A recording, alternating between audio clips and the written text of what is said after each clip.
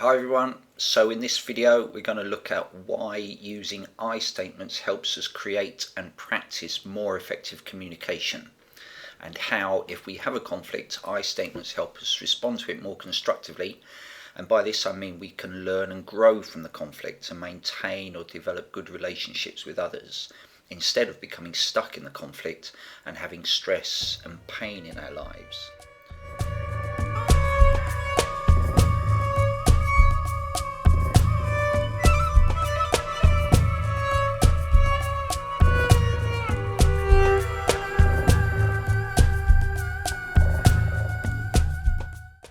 So let's get started.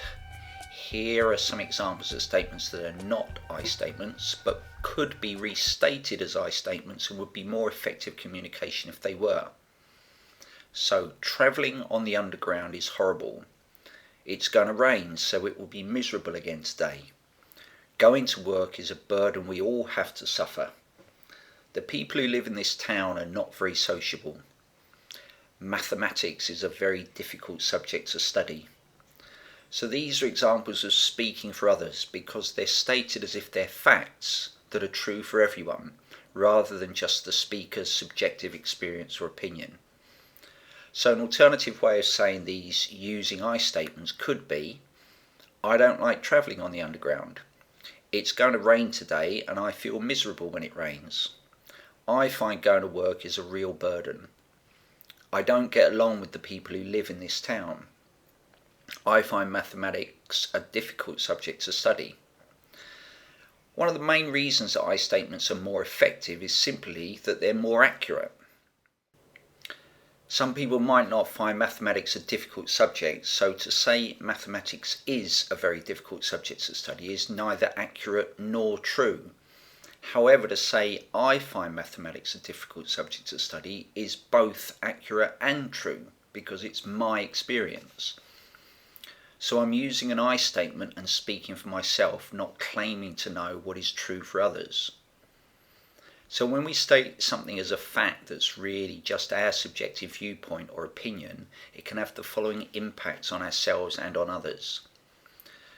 One, it can alienate people from us because their experience may not be the same as ours, but we're claiming to know that they think the same as us. They agree on the fact that we think is the case.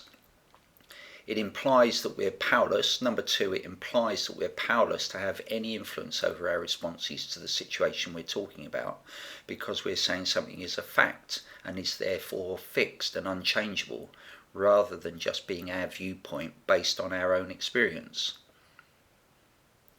So let's look at both of these in turn and draw upon statements that are I statements and others that are not as examples to show the differences. So first of all, back to one, stating something as a fact rather than owning that we have a particular opinion or viewpoint through use of an I statement can alienate others because it suggests our view is absolutely right rather than just right for us. So for example, if I said working in this place is impossible, no one gets on with the work and the company is going into meltdown. These are actually just my views, but I'm stating them as if they're facts and are therefore right. As a consequence, it could alienate people because I'm criticising outwards towards others, both the organisation and the people who work there.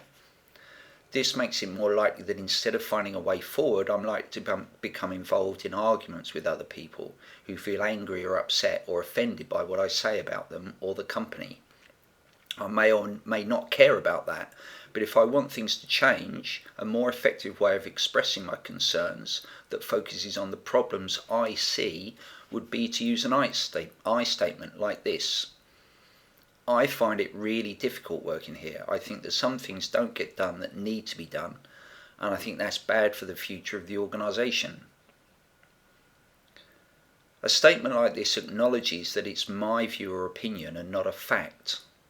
My difficulty working here could be down to my own present shortcomings, and so to identify the difficulty can lead to identification of a corresponding training need I might have, or a present lack of experience that only time will allow me to gain.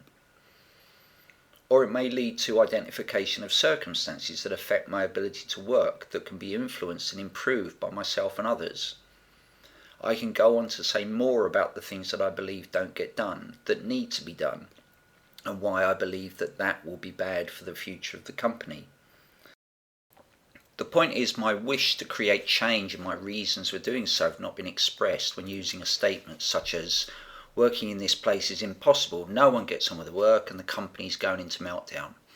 That is more likely to alienate people and perhaps lead to defensiveness in response to what people may see as a personal attack or offence at criticism of the company. As a consequence, the issues I'm concerned about get forgotten, and so my wish to address them is far less likely to happen. A more open, focused and constructive discussion is more likely to arise from the I statement. I find it really difficult working here. I think that some things don't get done that need to be done, and I think that's bad for the future of the organisation. This statement also makes it much more likely people will be willing to listen to me, as I'm not making an attacking statement about others or the organisation, even if we do think others could do their jobs differently or better. Both statements are about the same issues, but the first is more likely to be rejected and distracted by defensiveness from those who hear it, while the I statement is more likely to encourage and support an open discussion about the issues that I want to raise. We might not always use I statements, and that's fine, but when it's necessary to be particularly concerned about addressing an issue that's important to us, and possibly others, we could draw upon this understanding to ensure we communicate effectively. Understanding I statements also means we can look behind the way someone else has said something that we might be upset by, to elicit the I statement that may have been more accurate, and then we can explore that with them. So for example, if someone says this project or idea is crazy, and we don't agree because we like that project or idea, or perhaps are upset because it's our project or idea, instead of becoming defensive and arguing with them or saying something like, you're just being negative, we can ask, why is it you say that about the project? Or what are your concerns about it? This is much more likely to elicit an I statement in response, such as, I don't think there's enough time or money to carry it through. And so their reasons can then be explored further. We may even come to see that they have a good point.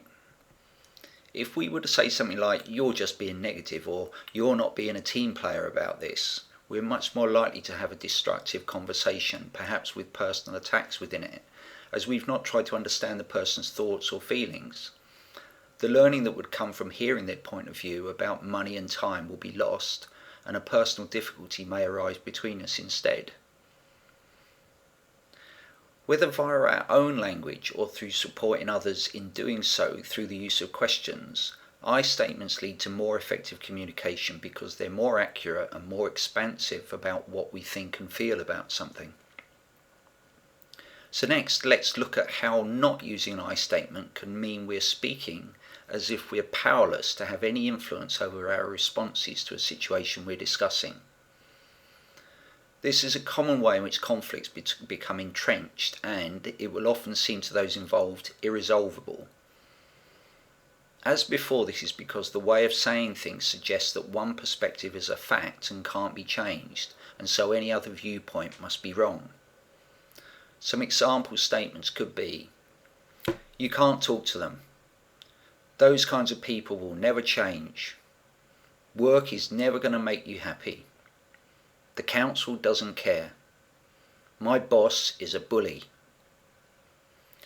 All of these statements sound as if what they say is a fact rather than an opinion. If, instead of saying things this way, the statements were made using I statements, they could be said like this. I find it difficult to talk to them. I seem to get the same reaction from them whenever we meet up. I haven't found my work to be something I enjoy. I have often felt that the council hasn't understood the difficulties I'm having. I feel intimidated in the presence of my boss. When expressed in this way, the statements acknowledge the possibility for change because what is said is not being stated as a fact. So for example, let's look at the statement, my boss is a bully. If instead it's said as, I feel intimidated in the presence of my boss, it means an exploration of that can occur, such as, what does he do that means you feel that way? Why do you feel that way when he does that? What would help you to feel less intimidated? By saying the problem is that my boss is a bully, it implies that is something that is fixed and unchangeable, so we feel powerless and stuck, just because of how we say it. By using an I statement, it opens the door to self-reflection on what we can do to understand and then support ourselves, whether our boss changes their behaviour or not. This is how being more mindful about our communication can help us to grow through our conflict and use it as an opportunity, not be stuck in it. By using I statements, we're speaking of what we know to be true because they're our thoughts and feelings and opinions that we're expressing. So they're more accurate and therefore are more effective communication. But we're also acknowledging the power we have in a situation by expressing things using I statements, because we're talking about our experiences, feelings, viewpoints, actions, and not somebody else's, and not about something else that we have no control over. And this is why using I statements helps us create and practice more effective communication. Thanks for watching and listening to this video. I hope you found it useful. If you did, please click the like button below to give it a thumbs up, and if you would like to see more in the future, please subscribe to my channel. Please also share it on Facebook, Twitter, LinkedIn, or any other social media if you think others may want to see the video. If you have any comments or questions or requests for future topics for other videos relating to communication and conflict, please put them in the comments section below. So thanks very much for watching, have a great day, and I hope to see you soon. Bye bye.